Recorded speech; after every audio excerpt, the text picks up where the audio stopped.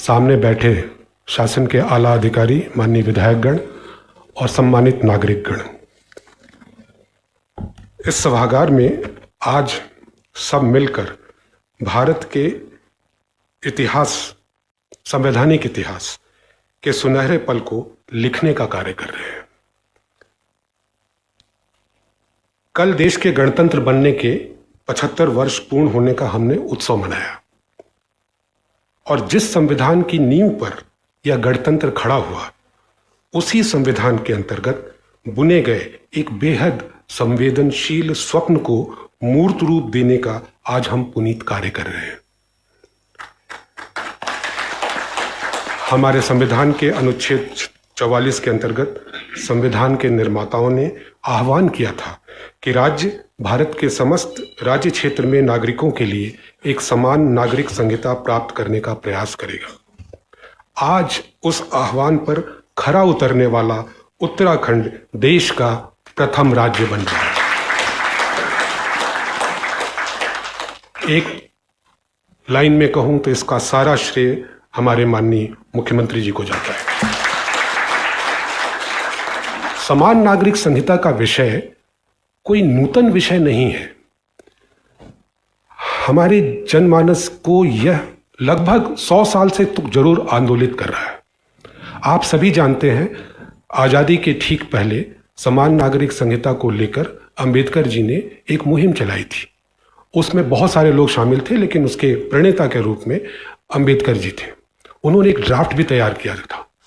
BN Rao साहब जो ICS अधिकारी हुआ करते थे, उन्होंने एक अलग ड्राफ्ट तैयार किया था। वो अंग्रेजी हुकूमत से मांग करने वाले थे, लेकिन इस बीच आज़ादी मिली और जब संविधान सभा गठित हुई तो इस पे समान नागरिक संहिता पर बहुत विशद उस पर चर्चा हुई है। आप कभी पार्लियामेंट्री कमेटी के जो संवैधानिक सभा के जो डिबेट्स हैं उसको आप पढ़िएगा। उसमें दोनों पक्षों की ओर से कि क्यों नहीं होना चाहिए और क्यों होना चाहिए, बहुत बड़ी बहस चली थी। सपना यह था कि इसे फंडामेंटल राइट्स के चैप्टर का अंश बनाया जाए, लेकिन उस समय की कुछ मजबूरियां थी, जो भी थी, उस पर फाइनली संविधान सभा ने इसको directive principles of state policy का विषय बनाया।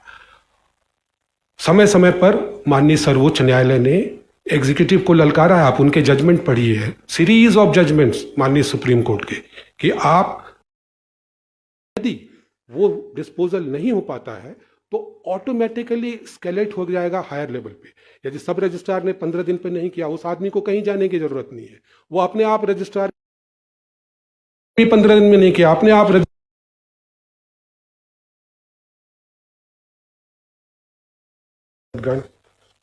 माननीय मंत्रीगण,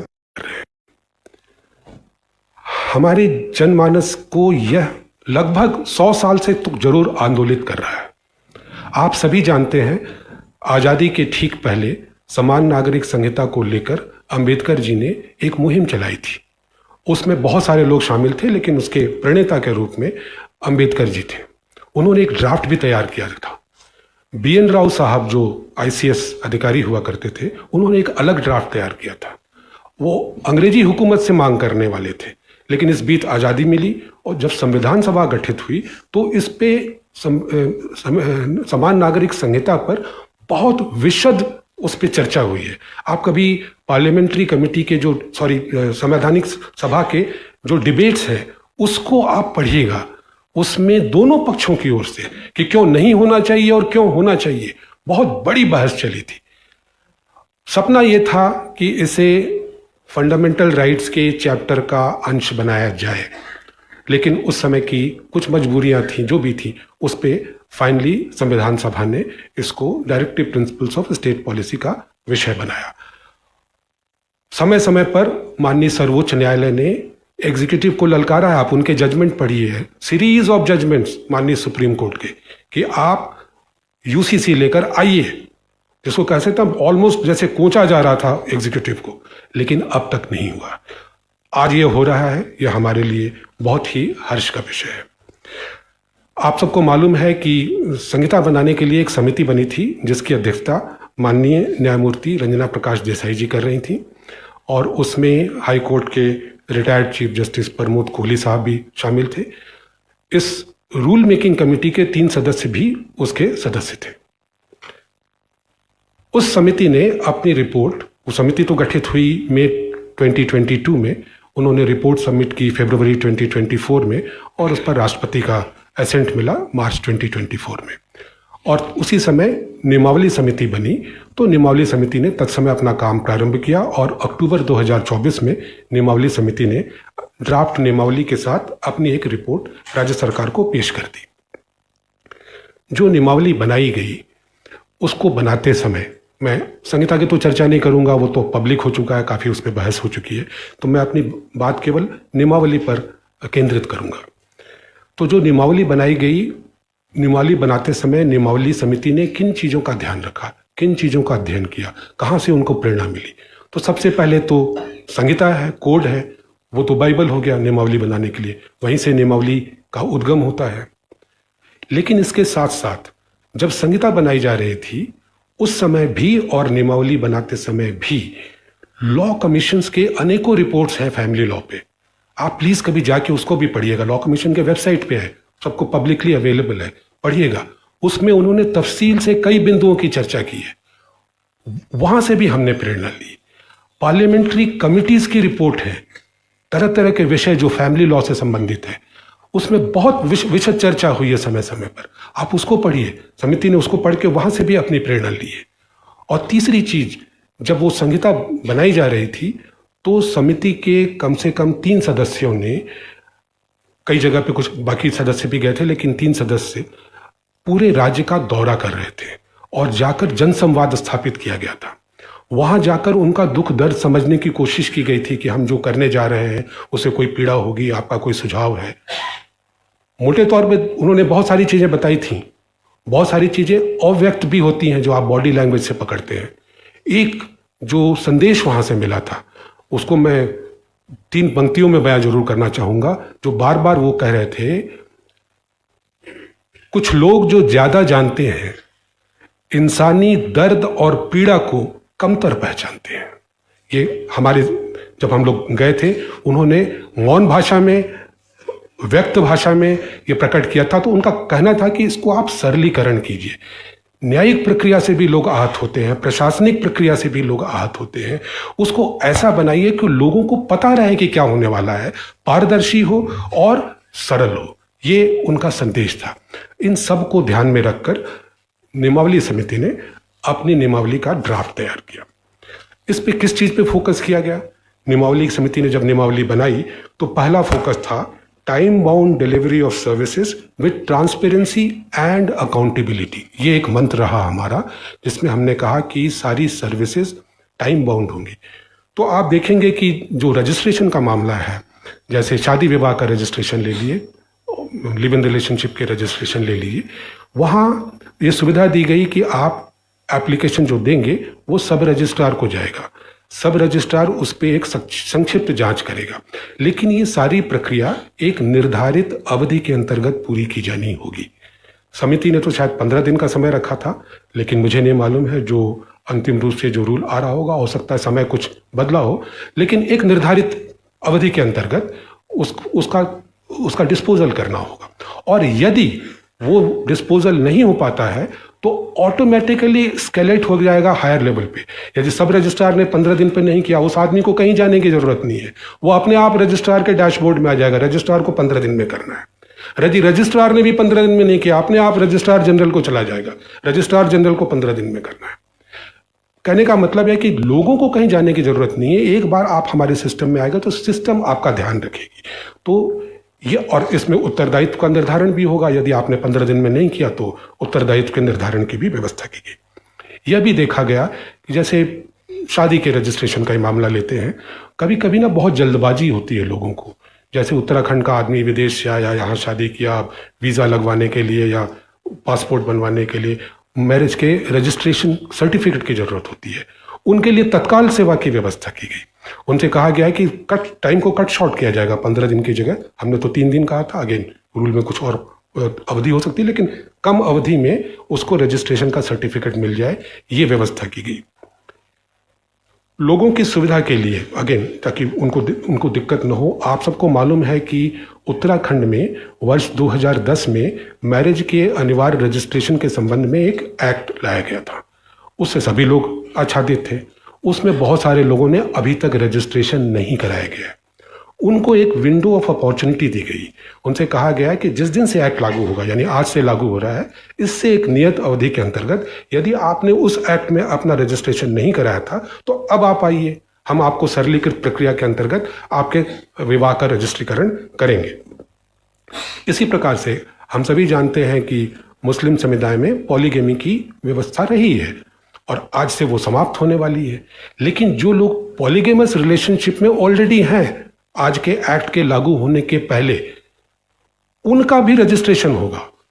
अगर वो चाहते हैं कि अपने विवाह का रजिस्ट्रेशन कराएं और वो पॉलीगेमस रिलेशनशिप में, आज के बहुविवाह के रिलेशनशिप में आज से पहले से है, उनके लिए भी रजिस्ट्रेशन की व्यवस्था की गई ताकि उनको भी रजिस्ट्रेशन का सर्टिफिकेट मिले और उससे जो भी लाभ होते हैं उससे वो वंचित न हो।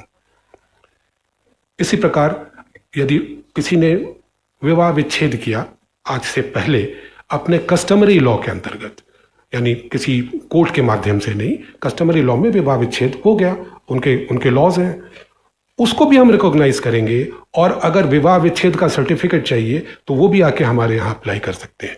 ये इसलिए था कि लोगों को फिर असुविधा का सामना न करने पड़े।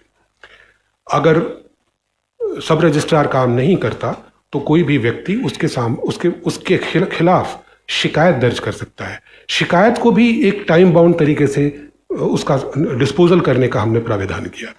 और शिकायत दर्ज करने की प्रक्रिया इतनी सरल है कि आपने एक बार अपना एप्लीकेशन डाल दिया, उसके बाद कुछ नहीं, एक बार वेब पोर्टल पर जाइए, 1 लाइन 2 लाइन 3 लाइन जो लिखना है उतना ही काफ़ी है। अगर आपका रजिस्ट्रेशन मान लीजिए स्वीकार नहीं होता है, सब रजिस्ट्रार ने रिजेक्ट कर दिया, तो वो एक स्पीकिंग ऑर्डर पास करेगा और उसके खिलाफ यदि आप असहमत हैं तो रजिस्ट्रार के समक्ष अपील कर सकते हैं। यदि रजिस्ट्रार भी नहीं मानते तो फिर आप रजिस्ट्रार जनरल के सामने अपील कर सकते हैं। यानी व्यवस्था ये की गई कि लोगों को पता रहे कि किन आधारों पे आपको ये सुविधा नहीं दी गई और यदि किसी ने गलत किया गया तो उसके रिड्रेस की व्यवस्था हो। दूसरी बात जो हमने ध्यान में रखी वो ये कि जो भी हम प्रक्रियाएं बनाए वो यूज़र फ्रेंडली हो। जैसा मैं आपसे कह रहा था कि जब हम लोग दौरे पे गए थे तो भले ही डायरेक्टली और इनडायरेक्टली लोगों ने ये कहा था कि आप जो भी बनाइएगा यूज़र फ्रेंडली रखिएगा। तो अभी जैसा चीफ सेक्रेटरी साहिबा ने बताया कि वेब पोर्टल का डिज़ाइन किया गया, उस वेब पोर्टल के डिज़ाइन करते समय ये कोशिश की गई कि स्टेप बाय स्टेप लोगों को गाइड किया जाए, चाहे वो विल बनाना चाहे, चाहे लिव इन का रजिस्ट्रेशन करना चाहे, अगर वो आते हैं या अपने लीगल एयर्स का डिक्लेरेशन करना चाहें तो वो स्टेप बाय स्टेप बताएगा। वेबसाइट पे आप जाइए, एक एक करके बताते जाएगा, ये करते चलिए, लोगों को तकलीफ ना हो। कोशिश ये की गई। ये भी कोशिश की गई कि उनकी सुविधा के लिए हमारे वेब पोर्टल को बाकी जो हमारे ऑलरेडी डेटा के जो वेब पोर्टल हैं उनके साथ इंटीग्रेट किया जाए। हमें याद है जब हम लोग शुरुआत में ये काम कर रहे थे तो यह दुर्वह कार्य लग रहा था, बहुत ही कठिन कार्य लग रहा था। UIDAI वाले इंटीग्रेशन करके देने को तैयार नहीं थे। रजिस्ट्रार जनरल जो सेंसस के हैं उनके यहाँ तैयारी नहीं थी। कारा का जो के साथ इंटीग्रेशन करना था उनके यहाँ तैयारी नहीं हो पा रही थी। हम लोगों ने एक एक के साथ इसको परसू किया। मुझे याद है कि उस समय UIDAI के जो चीफ थे अमित अग्रवाल साहब, अब सेक्रेटरी हैं भारत सरकार में, उनसे वो मेरे शिष्य निकल गए। इसी प्रकार से जो रजिस्ट्रार जनरल सेंसस के वो मेरे बहुत पुराने, मेरे प्रोबेशनर निकल गए। तो व्यक्तिगत संबंधों का फ़ायदा उठाकर, इंस्टीट्यूशनल संबंधों का फ़ायदा उठाकर कोशिश की गई कि जल्द से जल्द उसका इंटीग्रेशन हो। आज नीतिका मुझे बता रही थी कि वो इंटीग्रेशन वगैरह काफ़ी हद तक 90% 95% हो चुका है। बहुत ही खुशी की बात है। तो वहाँ से जो डेटा है, अगर आप भर रहे हैं तो बहुत सारे डेटा तो वहीं से कैप्चर होके आ जाएंगे। आपको कुछ करने की ज़रूरत नहीं है, आपने अपना नाम डाला, उन सब चीज़ों से इंटीग्रेटेड है, डेटा आपका कैप्चर होके आ गया, बहुत सारी चीज़ें। और जो नहीं है वो आपको भरने की सुविधा होगी। जैसा आप देख रहे हैं कि अगर ऐसा करते, जब हम ये काम करेंगे तो हम राज्य के लिए एक बहुत ऑथेंटिक और बड़ा डेटाबेस बनाने जा रहे हैं। मुझे बताया गया है कि राज्य में एक पहल की गई थी परिवार रजिस्टर का डेटाबेस तैयार करने की। उसमें कुछ कठिनाइयां भी आई थी, कितना काम हुआ मैं पर्सनली तो नहीं जानता, लेकिन मैं आपको ये बताना चाह रहा हूँ कि अगर ये डेटाबेस बन गया तो इस प्रकार के किसी रजिस्टर की ज़रूरत ही नहीं पड़ेगी। बहुत महत्वपूर्ण है कि इस डेटाबेस में पहले 6 महीने में जम के काम किया जाए, और इसीलिए पहले 6 महीने में जब इसका इम्प्लीमेंटेशन होगा, मैं आप लोगों से, राज्य सरकार के सभी अधिकारियों से जो इस काम को करेंगे, उनसे करबद्ध प्रार्थना करता हूं कि कृपया इसको सक्सेसफुल बनाइए, अपनी पूरी ताकत इसमें झोंकिए। अगर आप कर देंगे तो बाकी किसी डेटाबेस की ज़रूरत नहीं, आपके पास ऑलमोस्ट रियल टाइम डेटाबेस होगा। एग्जैक्टली रियल टाइम तो नहीं कहूंगा, ये कह सकते हैं अप टू डेट डेटाबेस होगा, जो समय समय पे अपडेट होता रहेगा। लोगों को सुविधा मुहैया कराने के लिए हमने ये भी किया, जैसे हम कह रहे हैं ना रियल टाइम डेटा रहेगा, तो लोग अपने डेटा को अपडेट भी कर सकते हैं। यदि आपका शादी हो गई, आपका रजिस्ट्रेशन हो गया, आपके परिवार में एक बच्चा पैदा हुआ, उसको आप इसमें एंटर करना चाह रहे हैं कि कल को सक्सेशन के मामले में उसे दिक्कत ना आए, आपके पास सुविधा है, आप जाके उसको अपडेट कर दीजिए। वो कुछ जो वेरिफिकेशन होता है, मुश्किल से 2-3 मिनट का टाइम होता है, आपका वेरिफिकेशन हो जाएगा और वो उसकी एंट्री हो जाएगी। केवल उसके बर्थ सर्टिफिकेट की जरूरत पड़ेगी, वो आप अपलोड कर दीजिए या एंटर कर दीजिए। अब जब डेटा की बात आती है तो एक प्रश्न ये भी उठता है कि डेटा का एक्सेस कैसे हो आम जनों के लिए। जैसे मेरी शादी हुई, मेरा डेटा तो कैप्चर हो गया, मैं तो उसमें मेरा एक एंट्री हो गई, लेकिन अगर कोई दूसरा आदमी है जिसका कोई डेटा इसमें नहीं है, फिर भी वो देखना चाहता है डेटाबेस, ऐसा करते समय ये भी ध्यान रखना होगा कि डेटा की प्राइवेसी बनी रहे, लोगों की निजता भंग न हो। आरटीआई में जो प्रोविजन है 81J में, सेक्शन 81J कहता है कि जो निजी सूचनाएं हैं वो आप किसी थर्ड पार्टी से आप उसको डाइवल्ज नहीं कर सकते, नहीं बता सकते, तो उसका ध्यान रखा गया। जो डेटा एक्सेस को तो हमने सरल बनाया कि आप वेब पोर्टल पर जाइए और डेटा एक्सेस करने की कोशिश कीजिए। किसको? हमने डेटा को 2 रूप में बांटा, एक ओपन एक्सेस डेटा और दूसरा रेस्ट्रिक्टेड डेटा। ओपन एक्सेस का जो डेटा होगा, मिसाल के तौर पे किसी पर्टिकुलर अवधि में किसी पर्टिकुलर एरिया में कितनी शादियां हुई या कितने लोग लिव इन रिलेशनशिप में, ये डेटा है, इसका व्यक्तिगत सूचना से कोई संबंध नहीं है। जब आप जाएंगे तो आप देखेंगे सीमलेस आपको डेटा अवेलेबल होगा, जिस फॉर्मेट में आप चाहेंगे अपने डेटा ले सकते हैं। आपको ये भी सुविधा होगी कि अगर उसका ऑथेंटिकेशन करना चाहते हैं तो हमारा सब रजिस्ट्रार एक प्रक्रिया है, उस प्रक्रिया के तहत उसको ऑथेंटिकेटेड डेटा अगर आप कहीं यूज करना चाहते हैं तो वो भी देगा। लेकिन जो निजी डेटा होगा, जैसे मैं हूँ, मेरी वाइफ किस धर्म को अपनाई हुई है, मेरे पुत्र क्या करते हैं, कितने पुत्र हैं, बाकी लोगों को जानने की जरूरत नहीं है, तो उसको हमने रेस्ट्रिक्टेड बनाया है। वहाँ भी हमने सुविधा क्रिएट करने के लिए कोशिश की है कि यदि जैसे लोग जब शादी विवाह करते हैं ना, तो एक दूसरे के बारे में जानकारी लेना चाहते हैं कि भाई इसकी पहले से कोई शादी तो नहीं हुई है, वो चेक करना चाहते हैं। यदि शादी विवाह करने के 2 इच्छुक व्यक्ति ज्वाइंटली आते हैं हमारे सामने और ये कहते हैं कि भाई मुझे इनका डेटा चाहिए और इनको मेरा डेटा चाहिए, यानी दोनों की सहमति हो गई, तो सेक्शन आरटीआई का जो सेक्शन 81J है वो कहता है कि अगर तीसरे उस व्यक्ति को आपत्ति न हो जिसकी सूचना मांगी जा रही है, तो आप उनकी व्यक्तिगत सूचना दे सकते हैं। तो यहाँ उसको ध्यान में रखते हुए इन लोगों को सुविधा मुहैया कराई गई है कि यदि वो ज्वाइंटली आएंगे तो उसके डेटा को परख के दे सकते हैं, पुराना कोई लिव इन रिलेशनशिप रहा है या नहीं है, और कोई दूसरी बात तो नहीं है, चेक कर सकते हैं डेटाबेस से। हमने ये भी कोशिश की है कि जो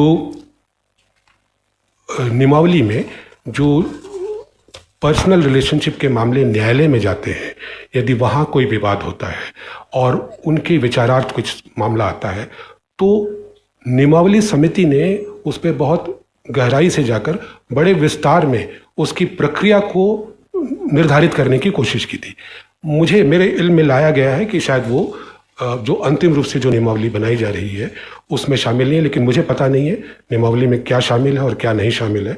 इसलिए मैं केवल आपकी जानकारी के लिए इतना बताना चाहता हूं कि उसमें समिति ने यह कोशिश की थी कि जब भी वैवाहिक विवाद मान लीजिए या लिव इन रिलेशनशिप का विवाद या कोई भी विवाद सामने आता है, तो न्यायालय को क्या देखना है।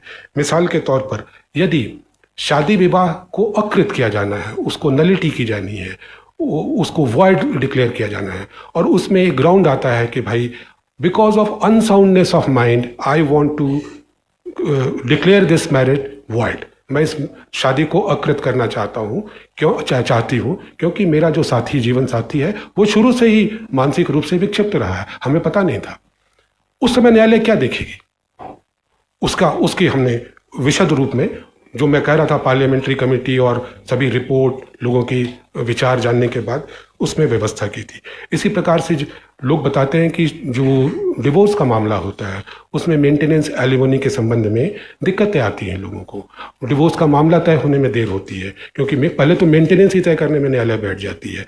तो हमने कोशिश की थी कि उसकी एक नियत प्रक्रिया निर्धारित कर दे, जिसमें जब लोग आए तो उनको क्या कागज़ लाना है, तो उनके अपनी माली हैसियत के बारे में दोनों पार्टी को तुरंत बताना है, उसका तुरंत वेरिफिकेशन शुरू हो जाना है, कैसे होगा, इनकम टैक्स के कमिश्नर को उसमें लगाना है, जो बाकी सरकारी अमला है उसको उसमें लगाना है ताकि उसका वेरिफिकेशन जल्दी से जल्दी हो जाए, न्यायालय के सामने सारा डेटा हो ताकि उसको वो चेक कर सके।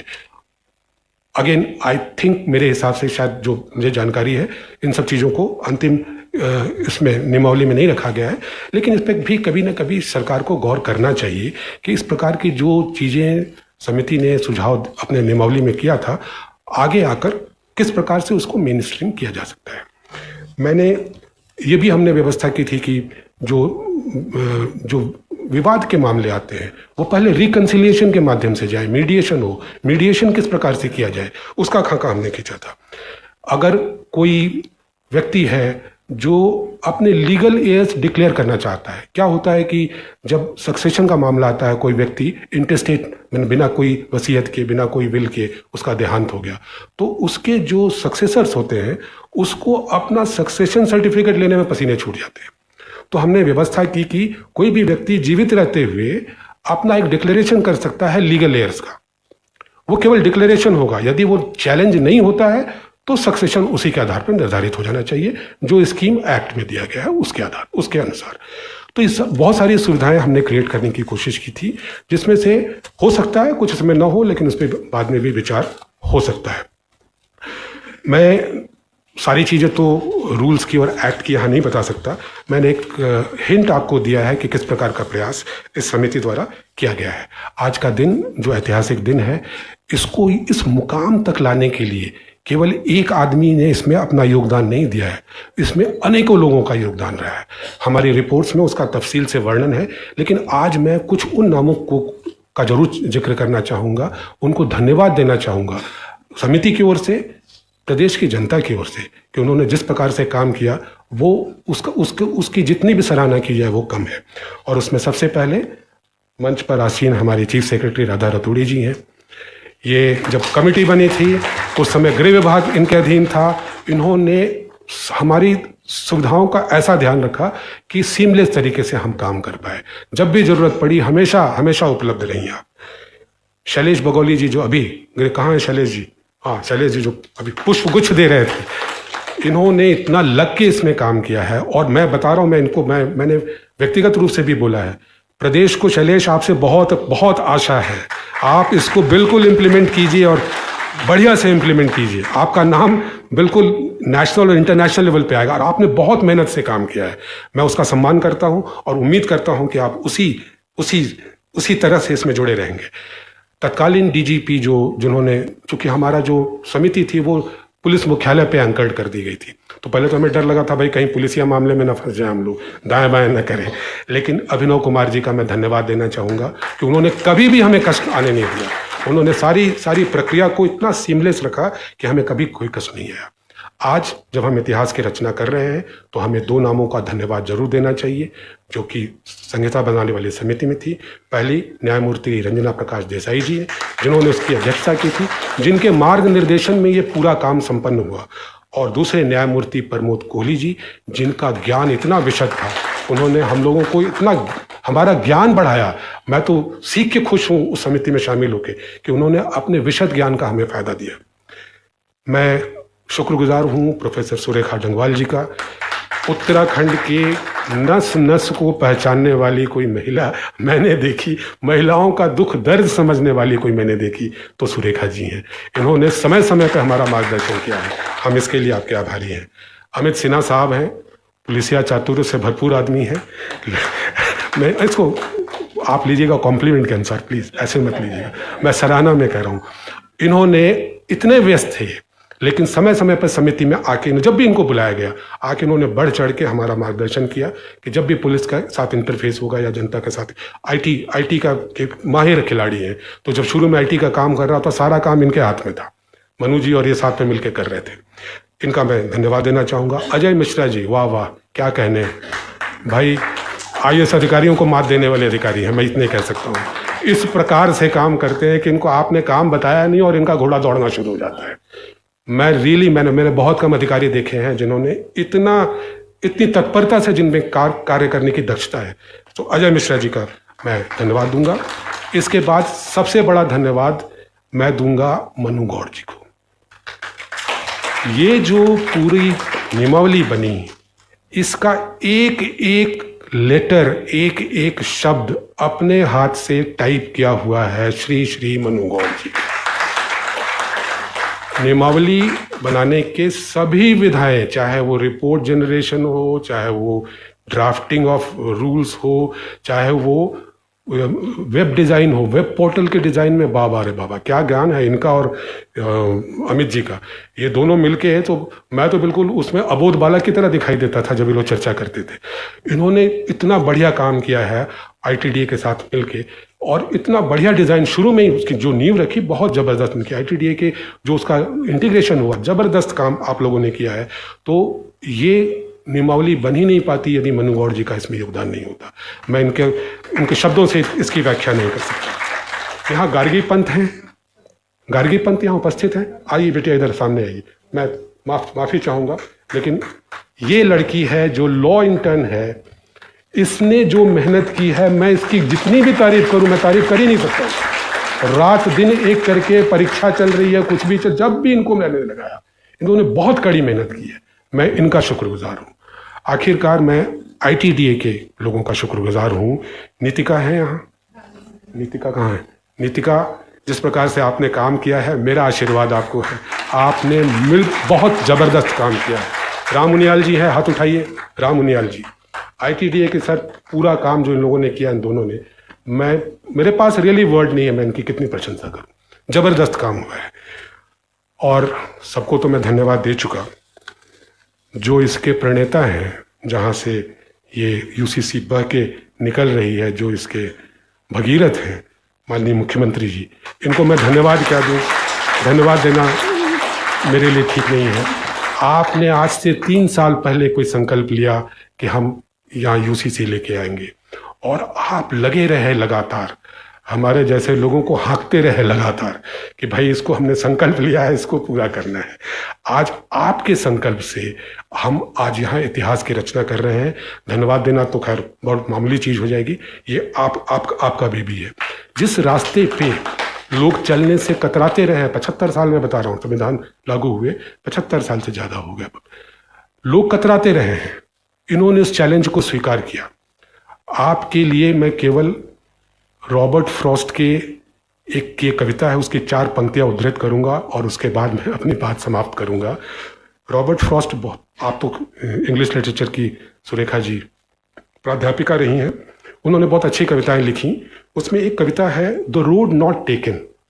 जो लोग जिस रास्ते पे नहीं चलते हैं, जिस रास्ते में मुख्यमंत्री जी चले और बाकी लोग अब तक नहीं चले, उन्होंने क्या कहा, उसके आखिरी जो 4 लाइनें मैं केवल पढ़ के सुनाऊंगा।